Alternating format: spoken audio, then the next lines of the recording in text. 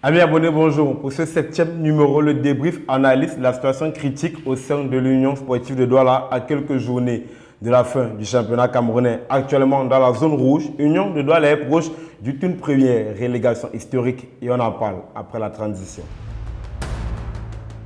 Et si c'était finalement la saison de la descente aux enfers pour l'Union de Douala, actuellement 15e avec 16 points, Union sportive de Douala est plus que jamais proche de la deuxième division. Le seul club d'élite à n'avoir jamais été relégué vit certainement sa plus difficile saison et s'achemine vers une première relégation historique. Après 20 journées de championnat, les Nassara s'illustrent parmi les défenses les plus faibles du championnat avec 12 défaites, 4 nuls et seulement 4 victoires enregistrées.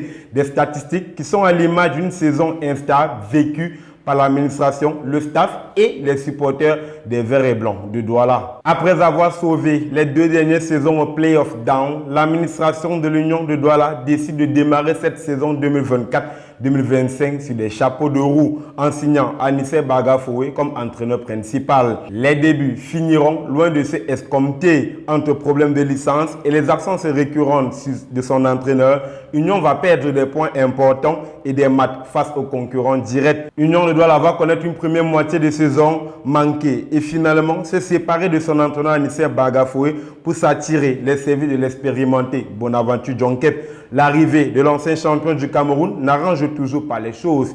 Union de Douala n'arrive pas à trouver une nouvelle source de motivation et continue de rester dans la zone rouge du championnat. En dehors de l'instabilité sur son banc de touche et des problèmes extrasportifs qui entourent le club, Union de Douala connaît désormais des failles administratives. Il y a encore quelques jours, c'était au tour du président du club de quitter le navire. En pleine crise financière, Union perd donc Polycap Kémonier. Les raisons évoquées sont évidemment problèmes financiers en premier ressort. À quelques journées de la fin du championnat, voici désormais l'Union de Douala sans président qui a d'ailleurs laissé partir Chikou Ekbe. L'attaquant acheté au million de francs CFA est donc parti pour l'Europe en moins d'une saison. Petit rappel de mémoire, l'Union s'est déjà retrouvée dans une situation identique, mais le club a été sauvé par Samuel Eto'o, alors néo-président de la Fédération camerounaise de football. Au cours de la saison 2021-2022, Union sportive de Douala, conduite par Richard Toa, va empiler les mauvais résultats et sera officiellement relégué après une défaite obtenue face à Dragon Sportif de Yaoundé. Heureusement pour les Nassara, Samuel Eto'o, à son arrivée à la fédération,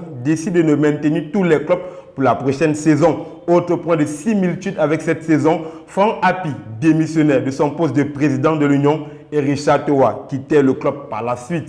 4 ans après, les mêmes causes sont peut-être en train de produire les mêmes effets. Et si finalement l'Union de Douala marquait l'histoire du football camerounais en perdant son titre du club jamais relégué en seconde division?